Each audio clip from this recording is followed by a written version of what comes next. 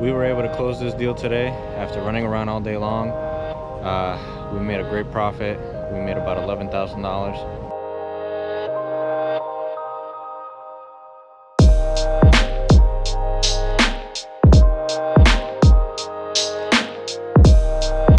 All right, so it's Tuesday morning. Well, actually now it's Tuesday afternoon. But basically, remember the little blue house that I just made a video on a few days ago that we were going to closing? Well, today is the closing on that property. And one thing I wanted to talk about today was the simple fact that anything that can go wrong will go wrong with the closing. And this is kind of like a lesson for everybody that not every single property that you take to the closing table is going to close. Now, fortunate for us, this one is closing today. They already wired in the money. The seller is waiting for the money right now. But we did have some complications this morning as far as my paralegal is on vacation, the one who's handling the closing, which kind of threw us all off guard because now there was some corrections that needed to be done to the HUD, and I couldn't get a hold of my paralegal the entire morning, and I didn't find out that she was on vacation until, you know, my seller's already there signing the paperwork. So we got that corrected, and the funds are already wired in. The buyer has to come in now. He's got to sign the HUD, and that's it. This afternoon we should have a closed transaction, and you know, we should have our money also. But with that being said, sometimes, and actually a lot of times, a lot of you guys get married to your deals. And what I mean by married to your deals is that you only focus on one transaction.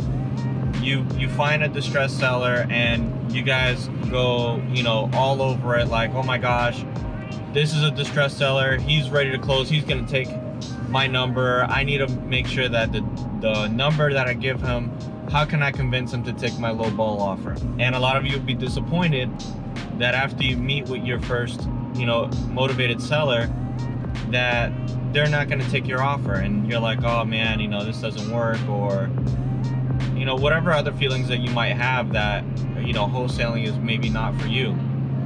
And one thing I will tell you is that I felt like that too, so don't feel like you're the only one. You've got to focus on getting as many deals as possible and as many leads as possible.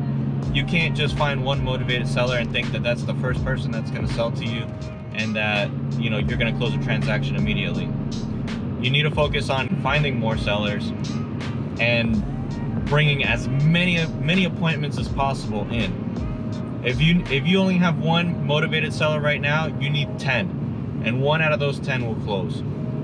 Don't feel bad if you're only getting 1 at a time. You know, your leads will pick up as time goes on, and if you keep putting in further effort. A lot of you will fail because of the simple fact or won't be able to wholesale that you guys get married to your deals. So stop doing this. I mean, you're wasting your time, you're wasting your energy. If you're banking on the one deal to close for it to change your life, then you're doing it wrong. Keep focusing on finding leads. Just because you found one, don't only concentrate on the one, find more. Get as many as possible. Fill up your pipeline. If you're only relying on one deal, if you're only focusing all your effort on one deal, that one deal, you know, may not pan out. It may not. You know, everything is kind of like almost like a coin toss, because there's been so many deals that we've missed out on. I mean, deals that we didn't follow up with and they closed with somebody else. Maybe I'll give you an example. A guy told us, hey, I'm not ready to sell right now, call me back in a month. And we called back in a month and it was already closed. So, you know, those are deals that we missed out on. You can't, you know, cry over it. I mean, it's just a missed deal, because there'll be many more. I'm pretty sure some of the deals that we've closed, there have been guys that have probably followed up with them, you know, way before us. They talked to them a long time ago, or maybe, you know, a few months ago, even a few weeks ago. And I'm pretty sure they were like, hey, you know, dang, we missed out on that deal. Because I know like one property that we're about to close on right now, I know that these guys probably followed up with this seller for a couple of weeks. They didn't have their numbers straight on what they could really offer the seller. They gave him a really low offer. The seller didn't take it.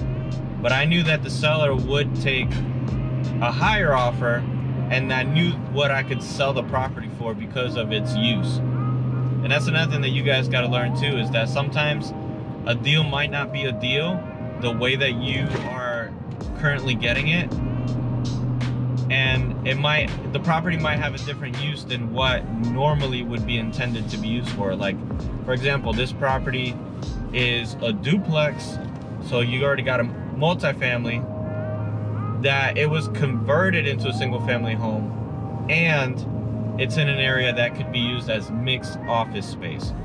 So now this property as a single family home, it wouldn't have made sense for the price that we got it.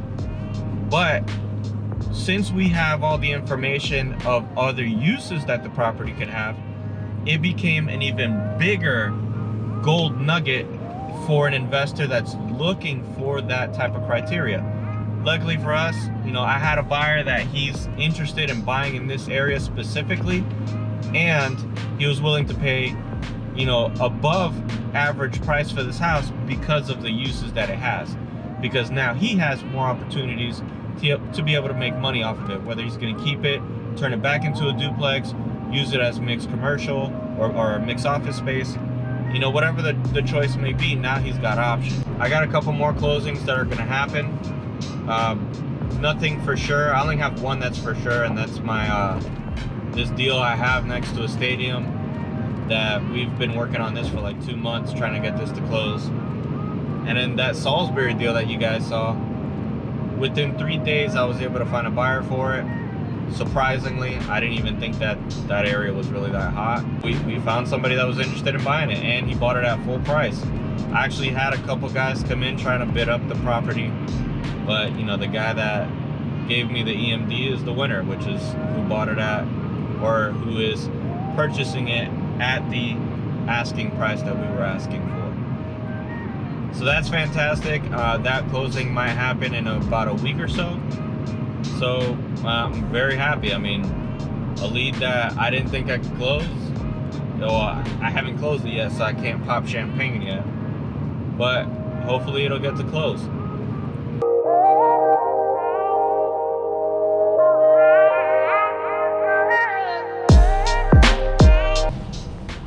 So this is it, guys.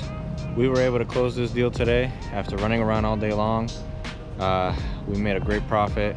We made about $11,000, which is fantastic. You know, on our end, the seller was able to walk away with about $26,000, I think, or $24,000, and that's it. We got it closed. It was definitely an absolutely tiring day to deal with this thing. You know, we had to have him re-sign the HUD, and even though he was kind of angry at first, you know, we got it done. So this thing is going to probably be torn down, and they're going to build a new house on it. Some of the houses on this block have sold for about $260 as a brand new build. Hopefully this one can be sold for a little bit more. So I hope all of you are closing deals. If you're watching this on Instagram, give me a like, as well as share it with somebody that might benefit from it. And if you're watching it on YouTube, like and subscribe, hit the little bell icon, that way you can be notified of any new videos that I have coming up.